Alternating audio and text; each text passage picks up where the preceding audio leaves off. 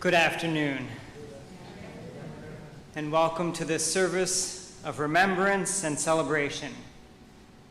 Welcome to those in person and those joining over technology. I'm Reverend Andrew Weber, Unitarian Universalist minister and friend to Barbara and Dusty. Please take a moment to be fully present here today and silence any electronic devices that you may have with you.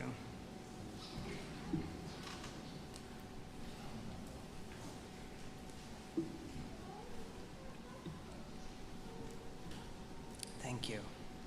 Gathering together in person is still a little novel, so please keep your mask on while you're inside. I know it's hot. I know you just want some fresh air. While you're inside, please keep us all and yourself safe. A human life is sacred. It is sacred in its being born. It is sacred in its living. And it is sacred in its dying. We are here to acknowledge the death and celebrate the life of Frank Alexander Welsh III, known as both Frank and Dusty. We come together from the diversity of our grieving into the warmth of this community to give stubborn witness to our belief that even in the midst of sorrow, there is also joy. May we hold fast to the conviction that what we do with our lives matters and that a caring world is indeed possible. In this place of memory and of hope, our time here is made holy by our presence and our intention together.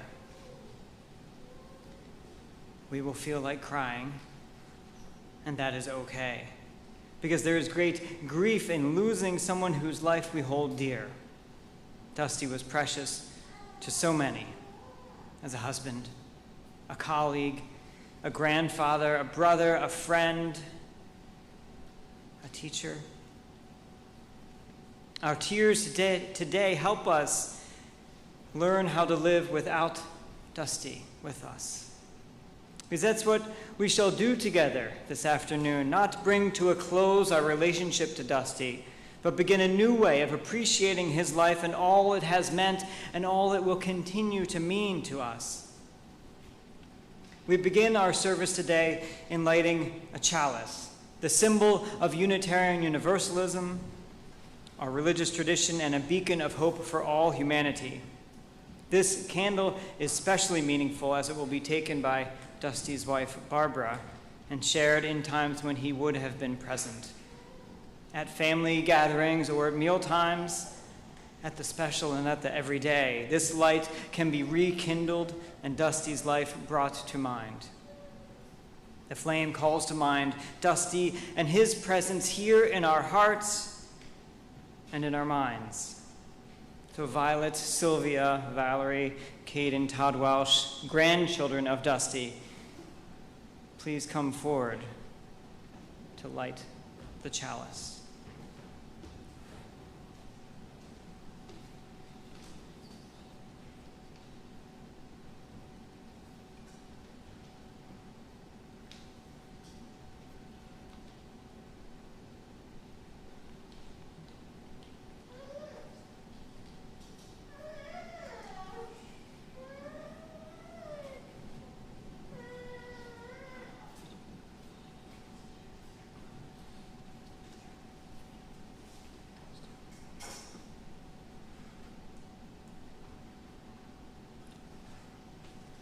Thank you very much.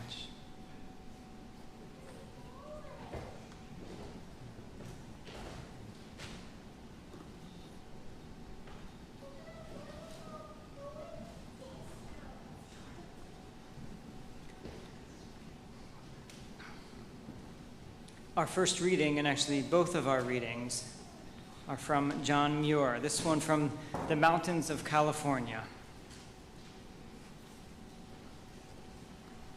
What is the secret of the mysterious enjoyment felt here, the strange calm, the divine frenzy? There is a love of wild nature in everybody, and ancient mother love, ever showing itself whether recognized or no, and however covered by cares and duties.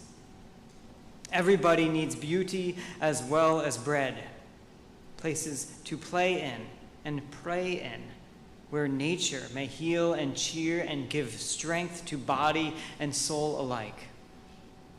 Climb the mountains and get their good tidings. Nature's peace will flow into you as sunshine flows into trees. The winds will blow their own freshness into you, and the storms their energy, while cares will drop off like autumn leaves. No sane man in the hands of nature can doubt the doubleness of his life. Soul and body alike receive separate nourishment and separate exercise, and speedily reach a stage of development wherein each is easily known apart from the other. Living artificially, we seldom see much of our real selves. Our torpid souls are hopelessly entangled with our torpid bodies. And not only is there a confused mingling of our own souls with our own bodies, but we hardly possess a spiritual existence from our neighbors. If you want to know Frank Alexander Welsh III, you talk to his wife, you listen to his coworkers, his friends, his family. You share your stories, where you interacted with him, whether you knew him as Frank or as Dusty, where your paths intersected, and how he made you who you are. You each hold a piece of Dusty's life in your own lives, the time you spent with him, the funny, the serious, the commonplace, the sublime. We will hear some personal stories and memories from Dusty's family and his friends. And you are invited to continue sharing after the service. This is how we live without Dusty physically present with us. We share and remember. We act with mindfulness of how he impacted us, how he continues to change us. We begin to learn a new way of living with Dusty, a new relationship with him.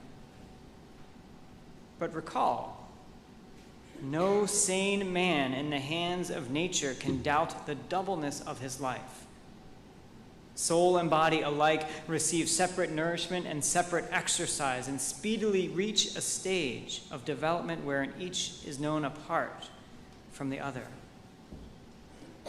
If you want to know about this doubleness, if you want to know Dusty's soul, his inner being, if you want to know his faith, you talk to John Muir.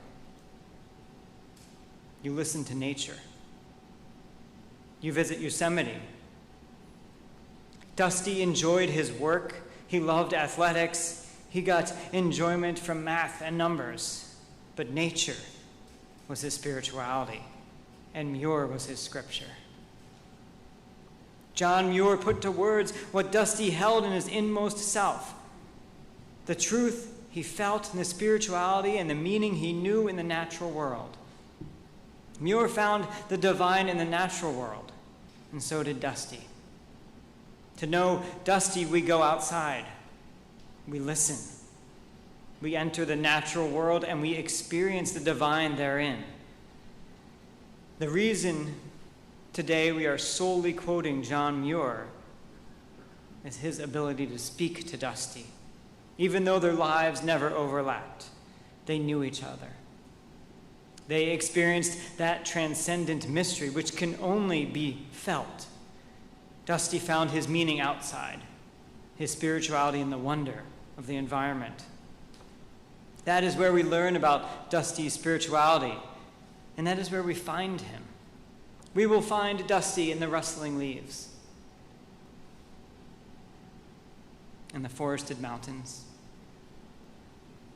in the bubbling and roaring waterfalls.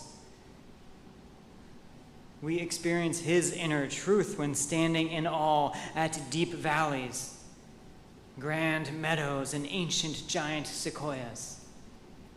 Dusty calls to us. He calls us to remain in relationship with him. And we do that by engaging with others in memory, by walking outside, by listening to and hearing the divine in the world. We will listen to the words shared, to the stories of Dusty's life and personal impact. And we will hear Dusty come to life in nature and its amazing wonder. Barbara and I agree that if there is an afterlife, Dusty and Muir are there together, hiking, witnessing to their shared sense of meaning. Amen.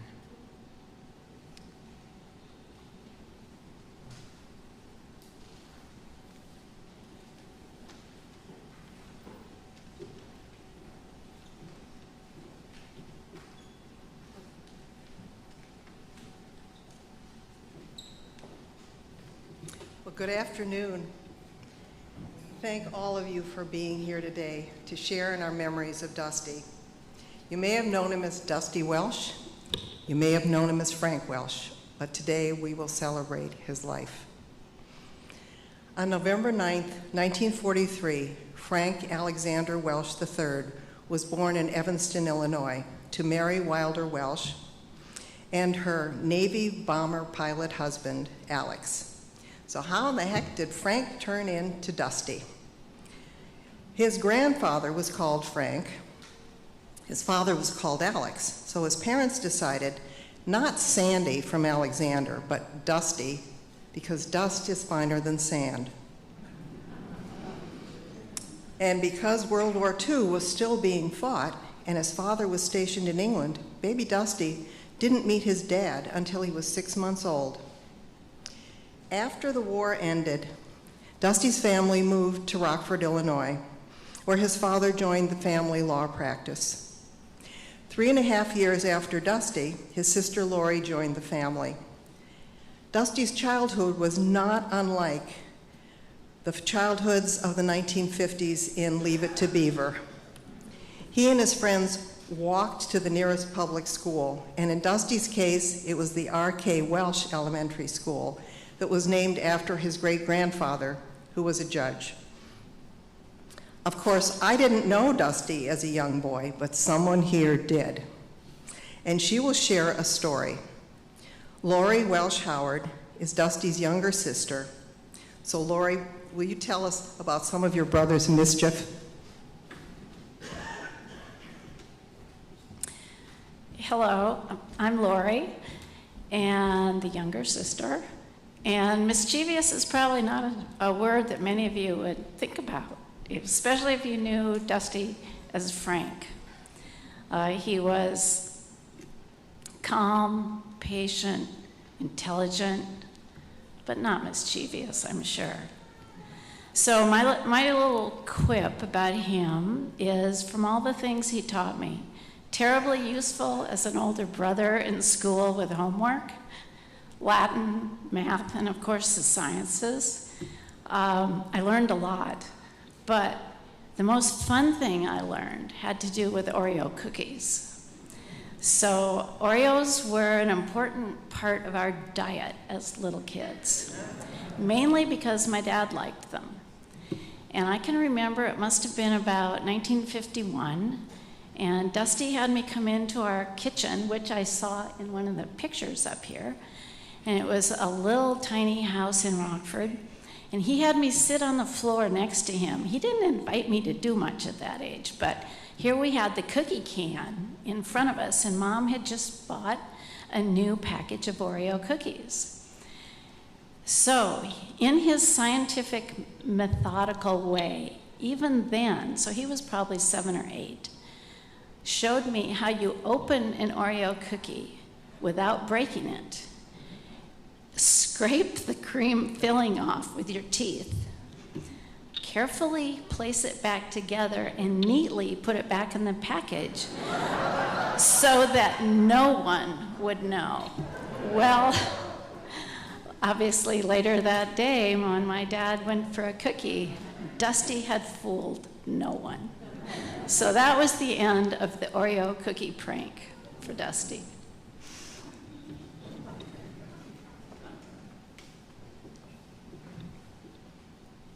Dusty grew up playing Little League baseball with his mother driving the family station wagon, picking up the other boys to deliver them to the game. At other times, he played pickup games with friends, all of whom rode their bikes to the nearby parks. In the Illinois winters, they bowled on teams, and his entire family would skate on the Rock River and on ponds in the winter. He played golf on the course that backed up to the family ranch house, and he played tennis at other times. Dusty was a good student with gifts in mathematics and science, but he was also a good writer. He earned a bachelor's degree in chemistry at Stanford, and midway through his senior year, he started to date me, who also grew up in Rockford. We met through mutual friends. After his first year of doctoral programs at Washington U in St. Louis, we were married, and we lived in St. Louis until the fall of 1970, when he began a postdoctoral fellowship at Duke University. And both our sons, Alex and Teddy, were born in Durham, North Carolina. And in 1973, Dusty was appointed to a faculty and research position at the University of Pennsylvania, where he spent his entire 40-year academic career doing research on ischemic stroke. Over the years, Dusty enjoyed volunteering with children and youth as Cub and Boy Scout leaders and as a Little League coach. Once retired, he led the local Sierra Club, was then called Inner City Outings program, sharing his love of nature with Philadelphia and Camden, New Jersey, middle school students. He organized hikes in state parks and other outdoor venues. And I'll add that many of those children had never been anywhere that wasn't paved. It was a really life-changing experience for them to get out in the woods and hike. Dusty retired in 2011 and soon began a new adventure after being recruited by a persuasive Sam Wilson. And for the next several years, Dusty was an advisor to our church's high school youth, watching them develop leadership skills and sharing in their spiritual growth, and just getting to know them and watch them grow up. The more time I spend with our kids, the younger I feel, was his response to the energy and youth of working with our high school students.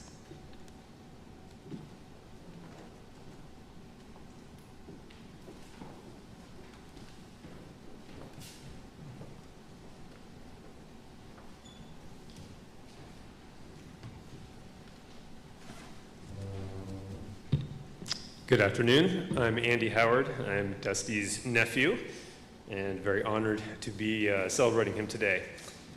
I have been tasked with reading a memory from Carl Elfers, who's Dusty's best friend. So, here goes. Carl Elfers met Dusty in 3rd grade, and they remained best friends for the rest of their lives. Dusty and Carl spoke every Wednesday afternoon at 2 p.m. for the last year of Dusty's life. Carl is unable to join us today, but sends this in remembrance. Bug Street, a remembrance of Dusty. You don't realize how much you will miss a close friend until you can never talk to him again. I miss Dusty partly because we can't talk about the Phillies anymore or about baseball in general, which was our shared passion from childhood. I miss Dusty's calm and rational nature. Nothing seemed to bother him, even when he was so sick. When I would ask him in our weekly conversations how he was doing, his answer was always, "Pretty good." And then he would carefully explain his routines of going to the hospital and how much he enjoyed chatting to the friendly nurses. But what I miss most about my friend is a shared knowledge we had of each other during one of the best periods of my life. He knew my story, and I knew his. He was my best friend during grade school, high school, and college. What great comfort and joy it was for both of us during our conversations to relive so many of our shared memories. Nobody else could share these memories, and now it's over. One of these sacred memories was Bug Street. In the early 1950s, while we were in grade school, we would ride our bikes all over Rockford looking for baseball cards, usually at little neighborhood grocery stores. On the way to one such store, we saw a huge dead bug on the road. From then on, that street was Bug Street, and every time we went that way, we looked for dead bugs.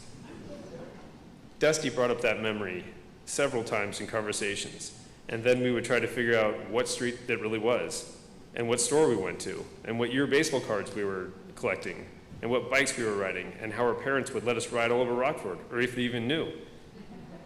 Nobody else in the world would know or care about Bug Street, but we did. How simple and perfect can it get?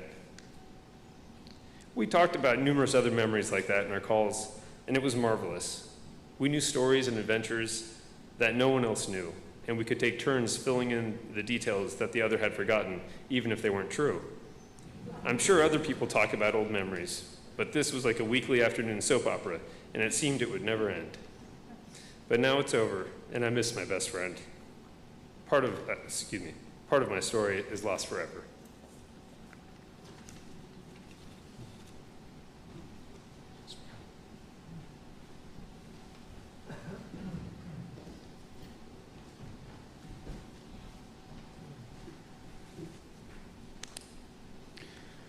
Good afternoon. I'm Alex. I'm Dusty's older son. The loss of someone close to you, like the loss of my father,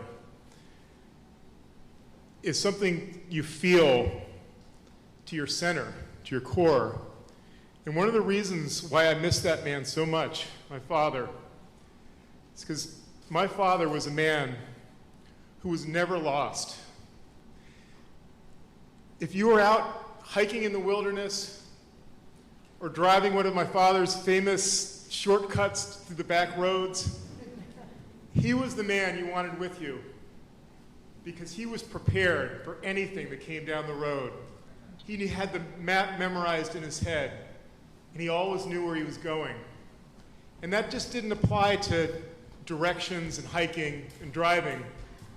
It applied to his very moral center, to his ethics, to who he was, to his spirituality, as Andrew so eloquently described. My father was a man who, it didn't matter who you were, he would greet you with kindness, with dignity, with decency, and with compassion. This was a man who in his soul was always a rock and solid in his goodness and his decency. But that didn't mean that he, as a human being and as an individual, wasn't a man who was possessed of incredible strength and fierce love at times. He did things that were brave. He came from a family of 3 generations of lawyers in Rockford, Illinois. And instead of going into the family business, which was a law firm which had at least 5 Welshes in it at one time, he followed his intellectual passions and his talents to become a biochemist, to get a PhD and a postdoc, and to do the incredible work that he ended up doing. My father was not a celebrity. He was not publicly known for his work. But he's a person who, if you look at the work that he did over his life, was foundational to other people's work. And I believe that his work saved lives. I think of my father towards the end of his career. He had a lab at Penn for 40 years. And as he was getting ready to retire, he met a colleague named Catalin Carrico. And he really shared his space with her. It was at a time she was working on some research in messenger RNA, which was written off by many people. She wasn't getting the funding that she needed to do her research. My father worked with her. He mentored her. He gave her space in his office and helped advance her work. That work is universally known as some of the foundational research that allowed the COVID-19 vaccine to be made. For the world to heal, for us to be here today. That was not my father's work. That was Dr. Carlico's work. But my father recognized her brilliance when no one else did. And it was those simple acts of kindness and generosity that I think has reverberations that we don't even know about today. I think about my father in the last week of his life and how he asked me and my brother to come there. His sister was planning to visit anyway. And my father, at all times, he was thinking of the road ahead, and he was planning, and he was never lost even in that time when he wasn't able to do very much. Life was very hard for him. Getting up in the morning and living his life took a lot of courage at the end of his life. And on that last day, my father, who could barely move at the time, got out of bed. He got dressed. He sat with his sons and his wife, his beloved wife, Barbara, and we sat together for the whole day, and we talked, and we remembered. We talked about many people who are here in this room today. And I took him up to bed that night. He gave me a hug, and he told me he loved me, and he went to bed, and my father died that night. He died the same man who I always knew my entire life, the man possessed of such courage, such dignity, such compassion, such decency. He was the best father I could have ever had. He was the best father anyone could have ever had. And he'll always be with us. I thank you all to be here to celebrate the life of Frank Alexander Welsh, Dusty, and as I knew him, my father. Thank you very much.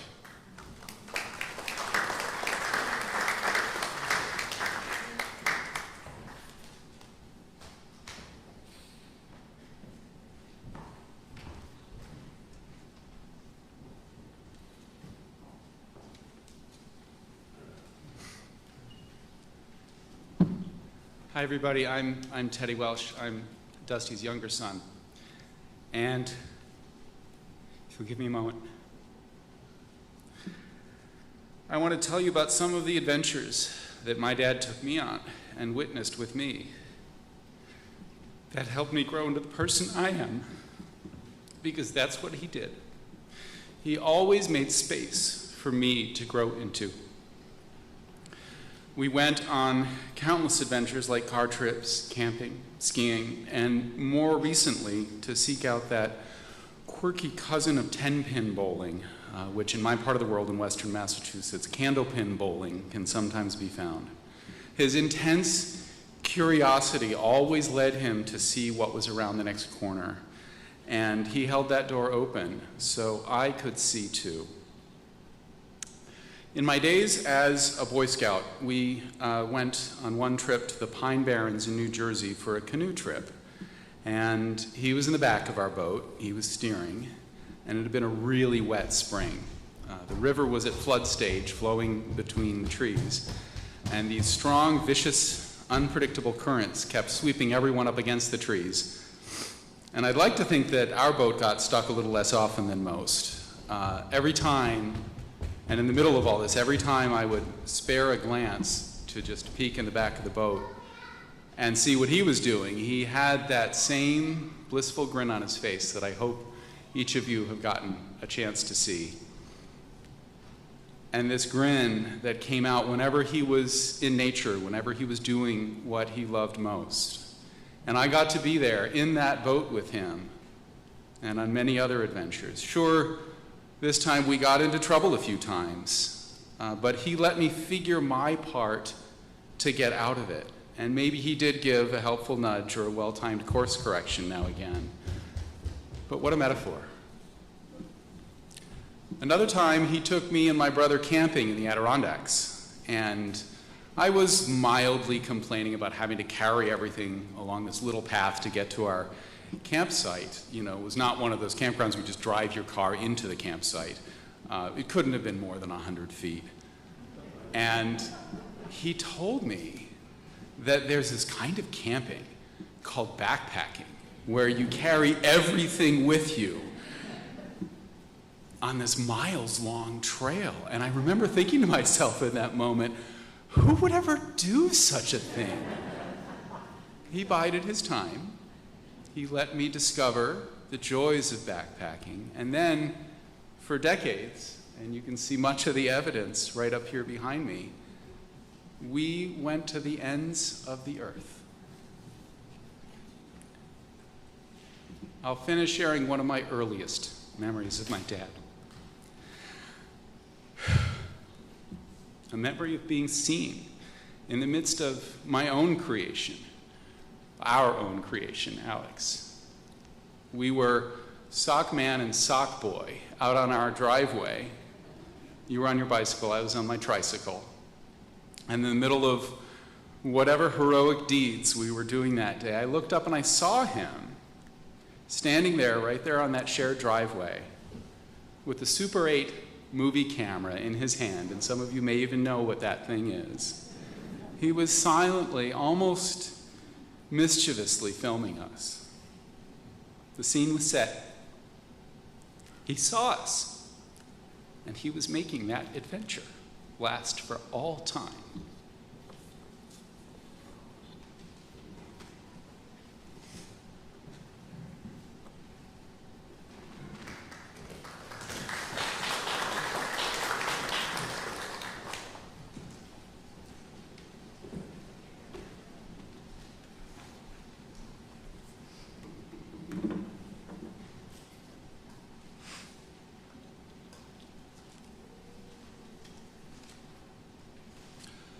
Good afternoon. My name is Dr. Brad Stokes. I was a colleague of Dusty's for me until about 10 or 15 years after I met him.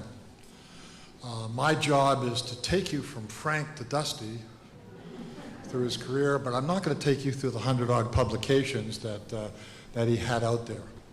But I want to start by disagreeing with one of the things one of his sons made. He was important in science. He was extremely important, in spite of the fact that he was humble about what he did and kind and considerate, which isn't often seen in a lot of other scientists. He stood out among people.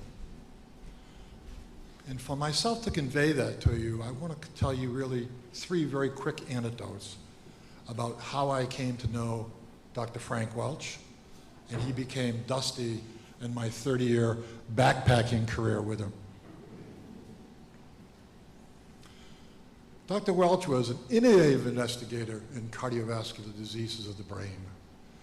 100 publications he put out there are going to stand the test of time. As all good work, it will last. It will have an impact on other investigators' lives, and it will allow some of the molecular technology that's being used today to have the targets to go after to make stroke and diseases of the cardiovascular system of the brain better. You can all be assured of that. I first met Dusty when he came in about 1983 to study section at the National Institutes of Health. Very quickly, that's the body or group that decides on all grants that are funded in the United States to investigators. We asked Dusty to come to study section to defend another grant for another investigator, not his own.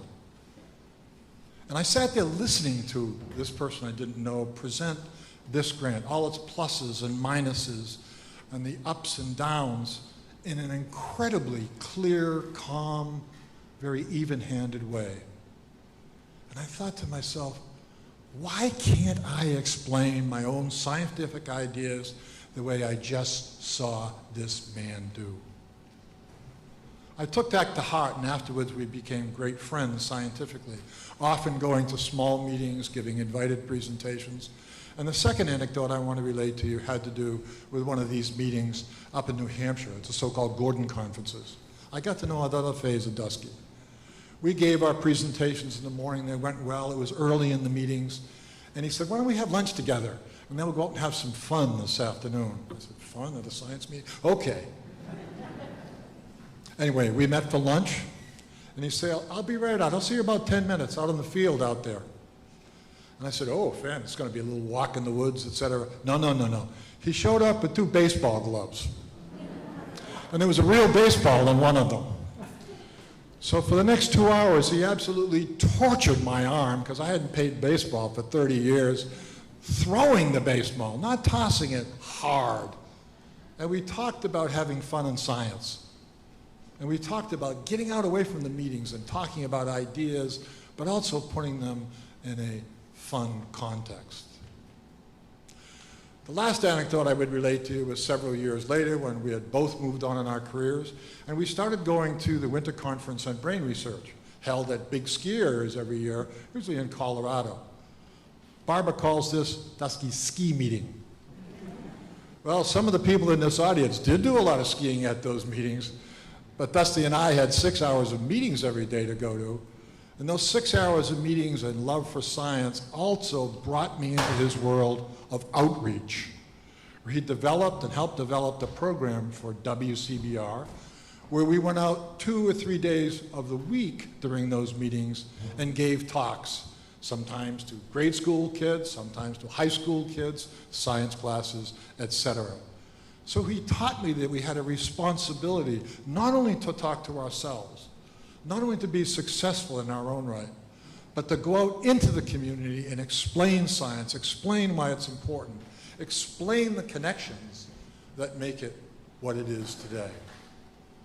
And it was after that I discovered everything you've heard about Dusty and nature, had a love for going to California to Yosemite myself, and been backpacking in the canyon and all over the world with Dusty. And I think of those times very fondly, and it helped form my own science and my dedications to its end. Thank you.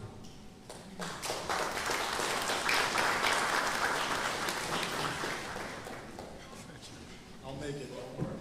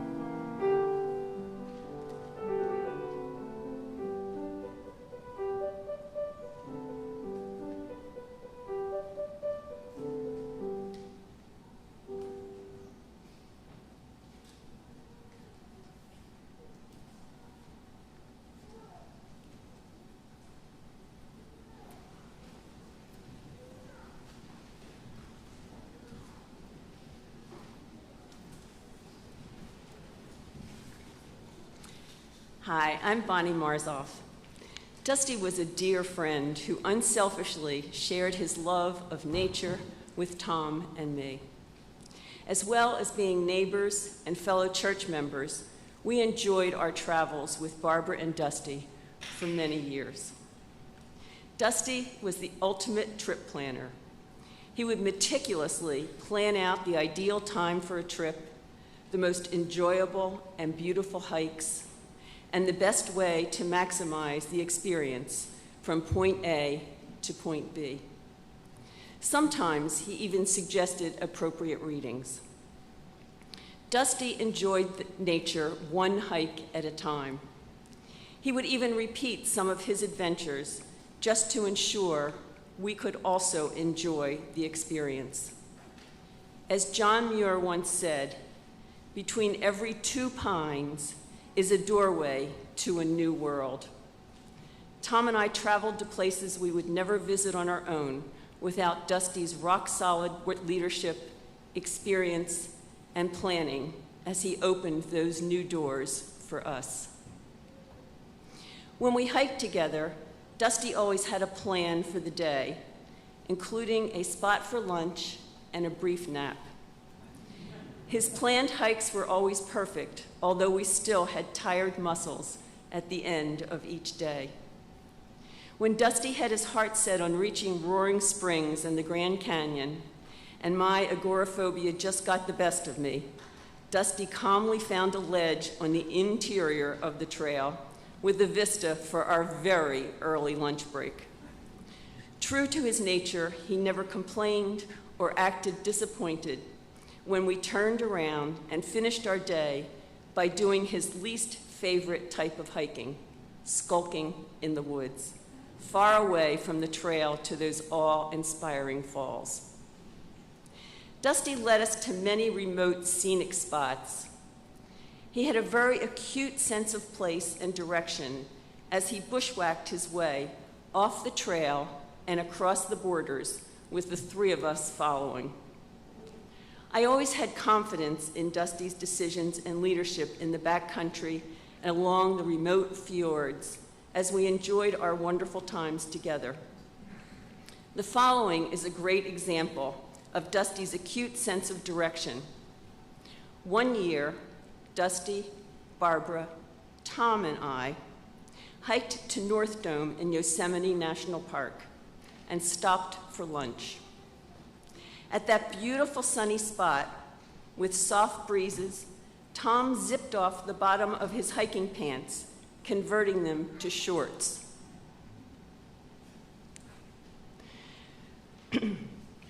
While precariously balanced on the mountain, juggling a walking stick, backpack, lunch, water, and a possible flying hat, Tom must have temporarily tucked his pant legs into a crevice to ensure they didn't blow away. After lunch and a rest, we continued on our way. Halfway down the mountain and out of the sun, it became cooler, and Tom decided to zip the legs onto his shorts. Unfortunately, they were not in the backpack. What to do? We were too far into the day to return, and we were leaving the next day. We were always so careful to never leave a trace, so we were devastated at the thought of littering a beautiful and pristine spot. Well, we continued on with guilt. 2 years later, Barbara and Dusty were once again in Yosemite and decided to take the trail of the missing pant legs. Dusty thought he remembered our beautiful lunch spot in the wilderness, and later, upon his return to Rosemont, presented Tom with a bag of dirty, rodent-nibbled, sun-bleached, and weathered material, the bottoms of his pants. In closing, I'd like to share a quote from John Muir. In every walk with nature, one receives far more than he seeks. With every hike and trip we took with Dusty, our experiences were so much richer. We will miss Dusty, but always hold him close as we enjoy what he loved and shared. Early morning sunrises, big sky, gorgeous vistas, and the calming alpenglow at the end of a glorious day. Thank you.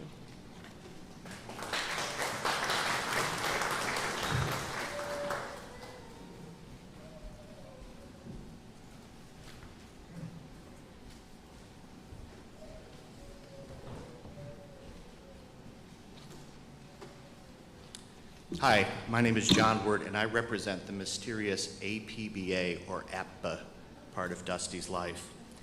So we all know that Dusty was a great and knowledgeable baseball fan, but he was also a passionate fan of this game. It's a dice-based, statistically driven tabletop baseball simulation game. How's that? It's usually played face-to-face, and it's been around for 70 years, and really it's a great mix of mathematics and baseball. So perfect, right? It has little cards that represent the statistics of every Major League Baseball player and several large boards that determine an outcome of every at-bat after a roll or two of the dice. And you can replay a season or match teams from different eras playing by yourself, as Dusty often did, or play in tournaments, as he also did. Or you can form a league and draft players, much as we have here in the Philly suburbs. So Dusty joined our league about 15 years ago, and it was evident from the beginning that he was a special part of our league. Not only did he play the game very well, as he had been for many, many years, but he was the quickest study ever in adopting to our own convoluted rules.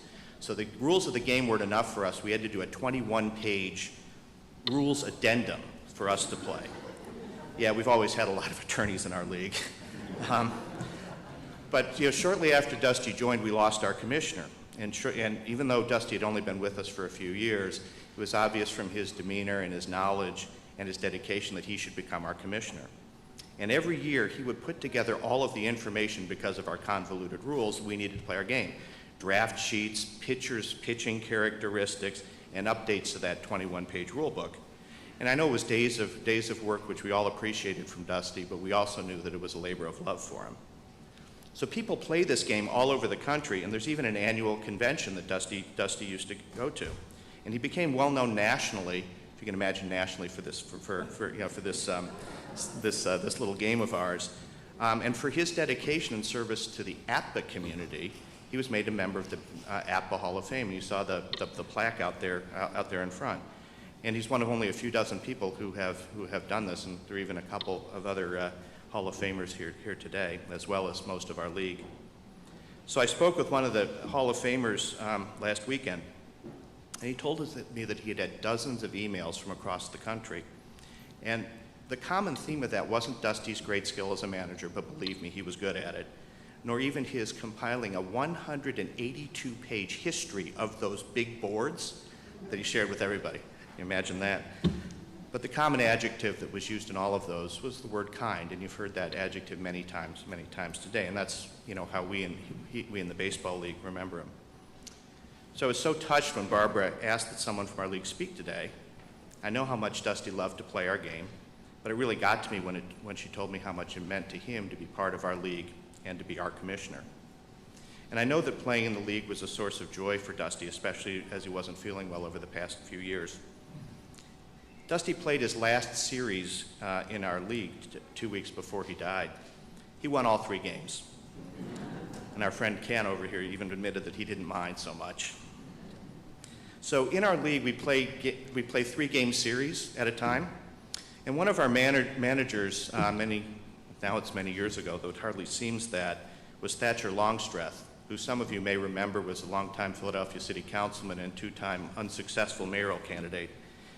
So Thatcher used to say that the best result of a series was if one team won the first 2 games and the other team won the last game, because that way everybody would leave feeling pretty good about it. So we've been calling this a Thatcher series in our league for a long time, but I think it really speaks to Dusty's kindness and spirit, and of course he wanted to win 2 of the 3 games. So I'm going to call it a Dusty series from now on, whenever we have one. And my last series with Dusty was a Dusty series. Dusty won 2 of 3. It's perfect.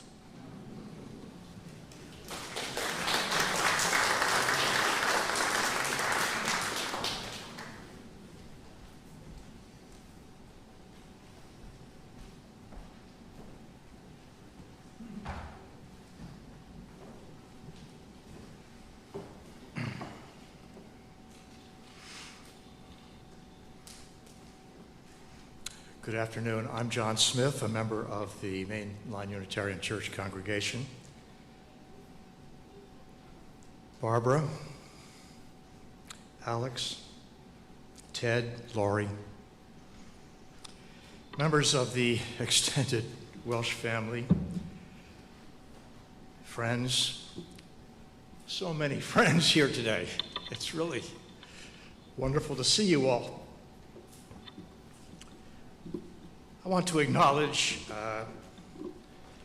that we are here today because of a deep, sad, and absolutely terrible thing that happened to Dusty.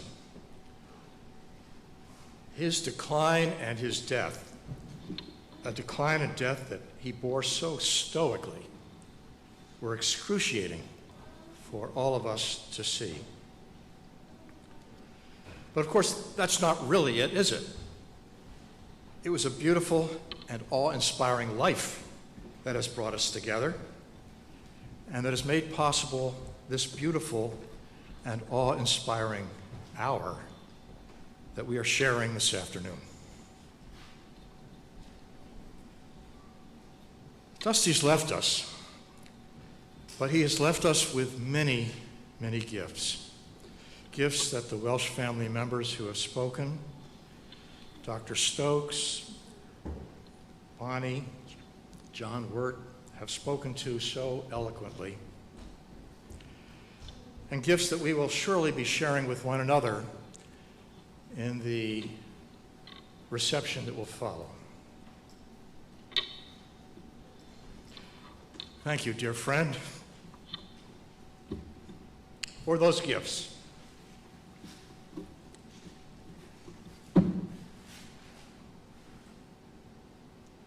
Thank you for your friendship, for your caring for youth, for your outdoor passions, your scientific achievements, your literary interests, your puckish sense of humor. The word mischief has been used a couple of times. We are members, he and several of us were members of a book group, and it was our aspiration to read some of the great authors, say a John Steinbeck, Nobel Prize winner. So surely we were going to be reading about The Grapes of Wrath or East of Eden. No, said Dusty, not that. We need to read Cannery Row and Sweet Thursday.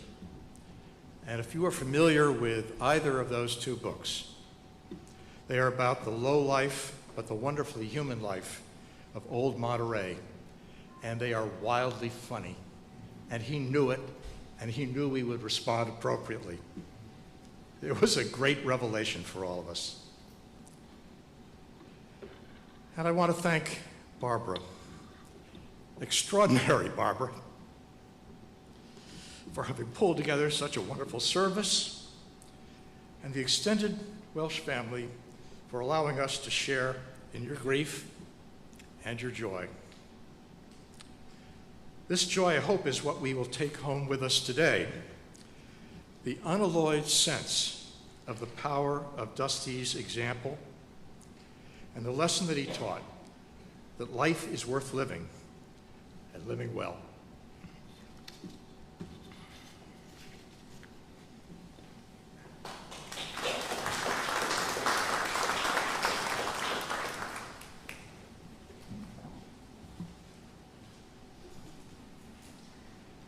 Thank you all so much for your sharing, for your stories.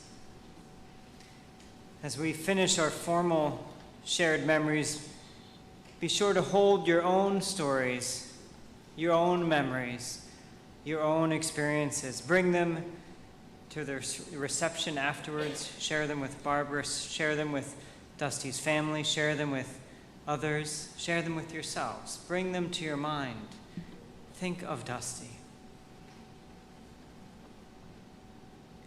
Our second reading and final reading, also from John Muir, is from My First Summer in the Sierra. And if you wish to read along, it's on the back of the order of service. You may read along, of course, you do not have to.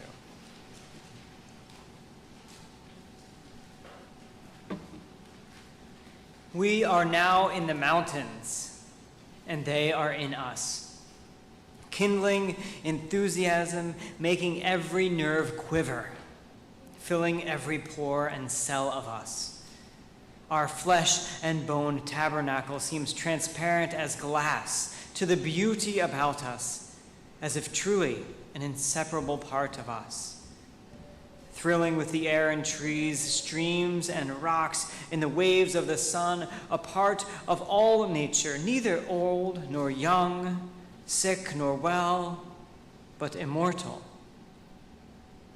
Just now, I can hardly conceive of any bodily condition dependent on food or breath any more than the ground or the sky.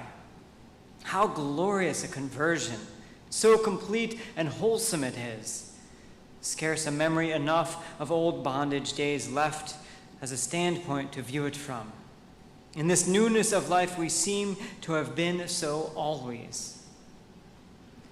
Through a meadow opening in the pine woods, I see a snowy peak about the headwaters of the Merced above Yosemite.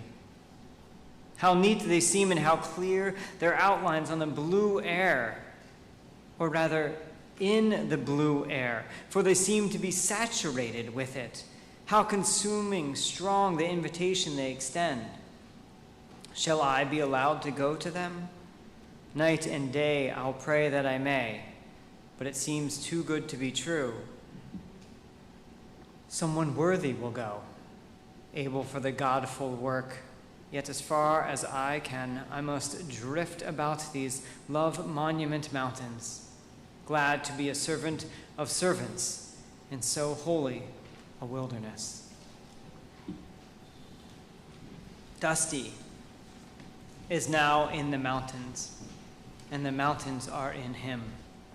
He and we are truly an inseparable part of the world around us, thrilling with the air and trees, streams and rocks and the waves of the sun, a part of all nature, neither old nor young, sick nor well, but immortal. In nature is where Dusty found meaning, and it is where we find him now.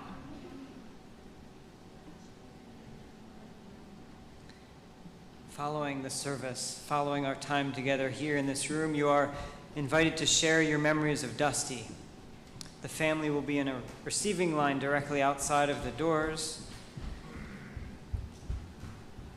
And while outside, there'll be a reception of snacks and drinks. It's right outside the front doors. While you're outside, you're welcome to remove your masks, but please do keep your mask on while inside the building. Thank you for keeping yourself and everyone else around you safe while celebrating and remembering Dusty. And as we remember, there will be times of grief, there will be times of sadness, there will be times when we turn to say something to Dusty. We want to make a note about the natural world, or to ask him a question, or when we think we might hear him coming down the hall. And that is expected, and that is good. It is good to have him in our minds. It's good to have him in our hearts. It's through the connections he made, through the work he did, through the love he shared that his life goes on. It is good to be together, because a human life is sacred. Dusty's life is sacred. In its being born, in its living, and also in its dying.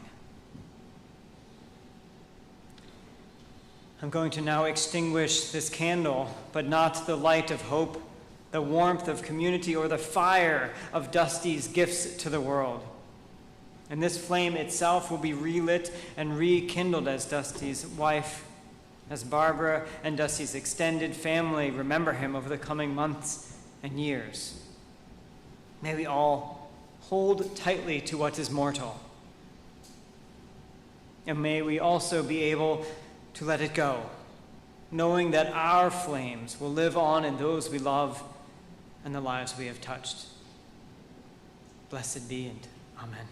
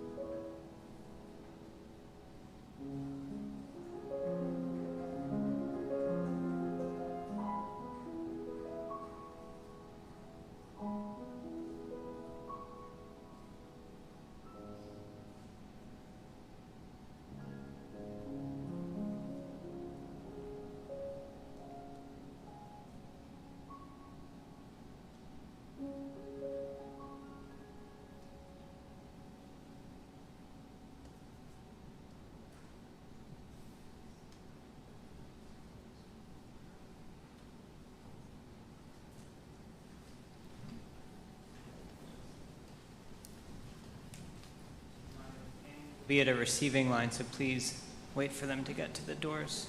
Thank you.